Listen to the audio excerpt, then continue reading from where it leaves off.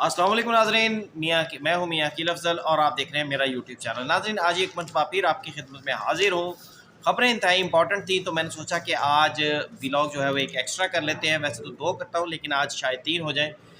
तो नाज़रीन, जिन खबरों पर हम बात करेंगे, पाकिस्तान तहरीक इंसाफ के एहतजाज की नाकामी पर पाकिस्तान तहरीक इंसाफ के रहनुमाओं ने इमरान खान को सूरत हाल बारे में आगाह कर दिया और इस मौके पर उन्होंने इमरान खान के सामने क्या मौक़िफ़ अपनाया, इस बारे में आपको तफसीली आगाह करूँगा। दूसरी खबर जिस पर हम बात करेंगे वो है कि हुकूमत ने वफाकी हुकूमत ने इस्लामाबाद में पाकिस्तान तहरीक इंसाफ के पकड़े गए कारकुनान के लिए एक नई जेल बना दी है। वो जेल क्या है उसकी तफसीलात भी आपके साथ शेयर करूँगा। और तीसरी खबर है, आइनी बेंच में इंतहाई अहम मुकदमात की समाअत हुई है, उस समाअत का अहवाल भी आपके साथ शेयर करूँगा। तो नाज़रीन, इससे पहले कि मैं अपने इस समाअत का इस आज के व्लॉग का बाकायदा आगाज़ करूँ, मेरी आपसे दरख्वास्त है फ़ौरी तौर पर यूट्यूब पर जाएं, चैनल को सब्सक्राइब कर दें और बेल आइकन का बटन प्रेस कर दें ताकि मेरी जानिब से बनाई जाने वाली तमाम वीडियोस आप तक फ़ौरी पहुंच सकें। अब नाज़रीन, आगाज़ करते हैं सबसे पहले अदालती ख़बरों से, ताकि थोड़ा सा टेस्ट चेंज हो जाए। 2 दिन से आप एहतजाज की खबरें सुन रहे हैं तो लेकिन आज कोर्ट की खबरें भी आपको सुना देता हूँ। सुप्रीम कोर्ट ऑफ पाकिस्तान में आइनी बेंच ने आज इंतहाई अहम मुकदमात की समाअत की है। सबसे पहले स्कूल और कॉलेजेस में जो ड्रग्स सप्लाई होती हैं और जो ड्रग्स के बच्चे नशा करते हैं उनका उस मुकदमे की समाअत हुई। इस समाअत के दौरान सबसे पहले जस्टिस हसन अज़हर रिजवी ने कहा कि हमें वो पॉलिसी बता दें जिससे मुआशरे को फ़ायदा हुआ हो। अगर हुकूमत की जानिब से मंशियात की कमी के लिए पॉलिसी नहीं बनाई जा रही तो फिर बताएं कि अदालत इसमें क्यों मुदाखलत करे। जिस पर एडिशनल एडवोकेट जनरल सिंध ने मौक़िफ़ अपनाया कि हमने बहुत सारे लोगों के, बहुत सारे स्कूल के बच्चों के जो है वो उनके यूरिन टेस्ट किए हैं, उनके ब्लड टेस्ट किए हैं ताकि मालूम हो सके कि वो बच्चे ड्रग एडिक्टेड हैं या नहीं हैं। अब इस मामले पर जस्टिस हसन अज़हर रिजवी ने कहा कि क्या आपके पास कोई तफसील नहीं है और आप रैंडमली किसी भी बच्चे को पकड़ के उसका ब्लड और यूरिन टेस्ट कर रहे हैं? ये तो आप बच्चों को हरासमेंट कर रहे हैं। आप कैसे ऐसे इक़दाम कर सकते हैं कि बग़ैर किसी पॉलिसी के किसी भी बच्चे को पकड़ेंगे? अगर पुलिस वाले पकड़ेंगे तो तुम नशा करते हो, और तुम जो है वो चर्स पीते हो और उसका फिर ब्लड का या यूरिन टेस्ट लिया जाएगा, तो ये तो उस बच्चे को हरासमेंट करने की जो है वो कोशिश है।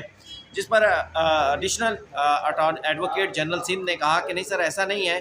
कोशिश की जाती है कि पहले कुछ मालूमात हासिल कर ली जाएँ और जिस पर शक होता है उसी के ही ये ब्लड टेस्ट किए जाते हैं। जस्टिस मुसरत हलाली ने कहा कि जेलों के अंदर सबसे ज़्यादा चर्स बिकती है।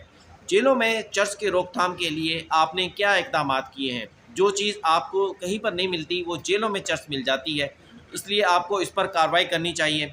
जस्टिस मुसरत हलाली ने कहा कि सरेआम लोग पुलों के नीचे बैठकर चर्स पीते और नशा करते, हीरोइन पीते हुए नज़र आते हैं। इस हवाले से हुकूमतें क्यों कुछ नहीं करती? फिर इसके अलावा जस्टिस जमाल खान मंदोखेल ने कहा, मैं बलूचिस्तान से हूँ, मुझे आपकी रिपोर्ट पढ़ के बलूचिस्तान की बड़ी खुशी हो रही है कि बलूचिस्तान की हुकूमत की जो रिपोर्ट है उसमें कहा गया कि जनाब नारकोटिक्स के मुकदमात ज़ीरो हैं। नारकोटिक्स हीरोइन जो है वो बलूचिस्तान में बिल्कुल ज़ीरो हो गई है। और जस्टिस मोहम्मद अली मज़हर ने कहा कि शायद पी कर ख़त्म कर दी होगी। जस्टिस मुसरत हलाली ने इस पर कहा कि ये पता नहीं आप कौन सी हीरोइन की बात कर रहे हैं।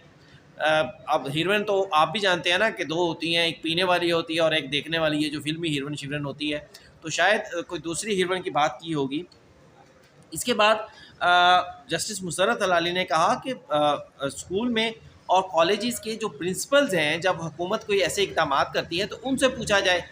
एडिशनल एडवोकेट जनरल सिंध ने कहा कि जनाब हमने इस हवाले से कोशिश करते हैं कि जो तालीमी इदारे हैं उनके अंदर पुलिस की मुदाखलत या इदारों की मुदाखलत कम से कम करें। जिस पर बेंच के मेंबरान ने उनको हदायत की कि आप इस हवाले से टीचर से, प्रिंसिपल से तो बात कर सकते हैं ना कि आपके स्कूल में ड्रग्स की रोकथाम के लिए क्या इक़दाम किए जाएँ। फिर ये भी कहा गया कि जो ऐसे मंशियात होती हैं उनका इस्तेमाल स्कूल लेवल तक कम होता है, स्कूल के बाद कॉलेज लेवल में ज़्यादा होता है। जिसके बाद AIG थे सिंध के, उनकी जानिब से बताया गया कि हमने कोई 11,000 मुकदमात रजिस्टर्ड किए हैं नारकोटिक्स से मुतल्लिक। तो इस पर अदालत ने कहा कि भाई जो 11,000 मुकदमात आपने रजिस्टर्ड किए हैं ना, वो तो जनरल मुकदमात हैं, हमें स्कूल कॉलेजेस में मंशियात की रोकथाम के लिए जो कार्रवाई की गई है उसकी तफसीलात बताई जाएँ।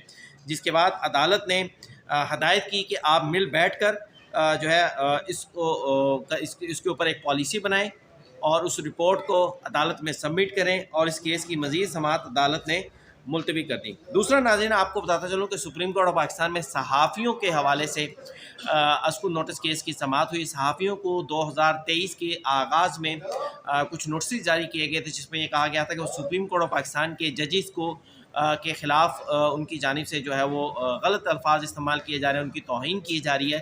تو اس مقدمے کی سماعت ہوئی، تو اس مقدمے کی سماعت کے دوران بھی دلچسپ آبزرویشن سامنے آئی۔ سب سے پہلے تو میں کیونکہ اس ٹائم بھی صدر تھا اور ابھی تک ہوں، تو اس کو چیلنج کرنے کی بات ہوئی، تو عدالت کی جانب سے یہ کہا گیا، سب سے پہلے پوچھا گیا کہ کیا یہ ایشو لائیو ہے، کیا یہ مقدمہ آج بھی بنتا ہے، جس پر ہمارے وکیل صلاح الدین صاحب نے کہا کہ جی بالکل مقدمہ آج بھی لائیو ہے۔ جسٹس محمد علی مظہر نے پوچھا کہ ہائی کورٹ میں بھی یہ کسی نوعیت کا مقدمہ تھا پیکا کے سیکشن 20 کے خلاف، تو اس پر کیا فیصلہ ہوا؟ وکیل صلاح الدین صاحب نے بتایا کہ وہ مقدمہ جو تھا ہائی کورٹ نے پیکا کے سیکشن 20 کو اڑا دیا۔ تو جسٹس محمد علی مظہر نے کہا پھر معاملہ ختم ہو گیا، جس پر ہمارے وکیل صلاح الدین ایوبی نے، یعنی صحافیوں کے وکیل نے کہا، صلاح الدین ایوبی کہتے ہیں، صلاح الدین صاحب نے کہا کہ نہیں سر، آج بھی جو ہے ایف آئی اے کی جانب سے سیکشن 20 جو ہے وہ اس پر عمل کیا جا رہا ہے، اور پھر عدالت کو یہ بھی بتایا گیا حکومت کی جانب سے کہ ہم نے اس سیکشن 20 کی جو ہائی کورٹ کا فیصلہ تھا اس کو ہم نے کہیں پر چیلنج نہیں کیا، وہ فائنلٹی اٹین کر گیا۔ اب اس پر ایڈیشنل اٹارنی جنرل جو تھے ان کی جانب سے یہ موقف اپنایا گیا کہ جناب ایف آئی اے اب صحافیوں کے خلاف کارروائی نہیں کر رہا، وہ معاملہ جو نوٹسز جاری ہوئے تھے وہ ختم ہو چکا، جس پر جسٹس محمد علی مظہر نے کہا کہ آپ نے اگر نوٹسز ختم کر دیے ہیں تو اس حوالے سے ہمیں تحریری طور پر بتائیں کہ صحافیوں کے خلاف کتنے مقدمات تھے، کتنی انکوائریز چل رہی تھیں، اور ان انکوائریز کو اگر ختم کر دیا ہے تو ہمیں تحریری طور پر بتا دیں تاکہ ہم اس مقدمے کو ختم کر دیں، جس کے بعد عدالت نے 10 روز کے لیے اس مقدمے کو ختم کر دیا۔ اب ناظرین آتے ہیں سپریم کورٹ آف پاکستان کے میں دوسرے جو مقدمات ہیں ان کے حوالے سے بھی کچھ تھوڑی سی بات۔ اعظم سواتی صاحب کا ایک انتہائی مقدمہ تھا، آپ کو یاد ہوگا کہ اعظم سواتی کے گھر میں کچھ جو تھے ان کے علاقے کے یہیں پر بنی گالہ میں کچھ لوگوں کی بھینسیں داخل ہو گئی تھیں، کچھ غریبوں کی، کسانوں کی کہہ لیں، تو اس پر اعظم سواتی کے جو ملازمین تھے ان کی جانب سے بڑی سختی کی گئی، ان لوگوں کو مارا پیٹا گیا۔ اب اس پر اعظم سواتی کے خلاف اعظم سواتی کے الٹا ان لوگوں کے خلاف مقدمہ درج کروا دیا جن کی بھینسیں ان کے گارڈن میں داخل ہوئی تھیں۔ اب اس پر سپریم کورٹ آف پاکستان نے سو موٹو لیا تھا، پھر اسی مقدمے میں یہ آ گیا کہ اعظم سواتی صاحب کی اتنی کروڑوں اربوں کی جائیداد ہے، اس پر تحقیقات کی جائے۔ آج اس مقدمے کی سماعت ہوئی تو سپریم کورٹ آف پاکستان کے آئینی بینچ نے سب سے پہلے استفسار کیا کہ ہمیں یہ بتا دیں کہ اس مقدمے میں ہم پہلے ایف آئی آر سے شروع ہوا، پھر ہم اس میں اعظم سواتی کے اوپر ہم نے ایک جی آئی ٹی بنا دی گئی کہ اس کی اتنی جائیدادیں کہاں سے آئی ہیں، تو یہ عدالت کس طرح سے اس طرح سے اختیارات جو ہے وہ استعمال کر سکتی ہے، ایک معاملہ شروع ہو پھر دوسری کی طرف چل پڑے ہو، پھر آگے پتہ نہیں ہم کہاں جا کر رکیں گے۔ اب اس بینچ میں عدالت نے جس کے بعد اعظم سواتی صاحب کے وکیل سے کیٹیگوریکلی پوچھا کہ اس مقدمے میں کوئی آپ کے خلاف کوئی آرڈر ہم نے کیا ہے، تو ان کے وکیل صاحب کی جانب سے جو کہ علی ظفر کے سبارڈینیٹ تھے انہوں نے کہا کہ صحیح اسسٹنٹ تھے، ان کی جانب سے کہا گیا کہ نہیں سر ایسا کوئی آرڈر نہیں ہے، جس پر عدالت نے مختلف وکلاء سے رائے لینے کے بعد اس مقدمے کو بھی ختم کر دیا۔ اب ناظرین آتے ہیں پھر ایک مرتبہ پھر سیاسی خبروں کی طرف۔ پاکستان تحریک انصاف کا احتجاج جو ہے وہ میں آپ کو پہلے بھی ولاگز میں کہہ چکا ہوں کہ وہ رزلٹ نہیں نکلے، وہ کامیابی نہیں ہوئی جو پاکستان تحریک انصاف کی توقع تھی، جو خان صاحب کی جیل میں بیٹھے ہوئے توقع تھی کہ میں فائنل کال دے رہا ہوں، بشرا بی بی لیڈ کریں گی، علی امین گنڈا پور خیبر پختونخوا سے قافلے لائیں گے، پنجاب سے قافلے آئیں گے اور مجھے جیل سے نکال کر لے جائیں گے، وہ صورتحال کہیں پر بھی دور دور تک نظر نہیں آ رہی۔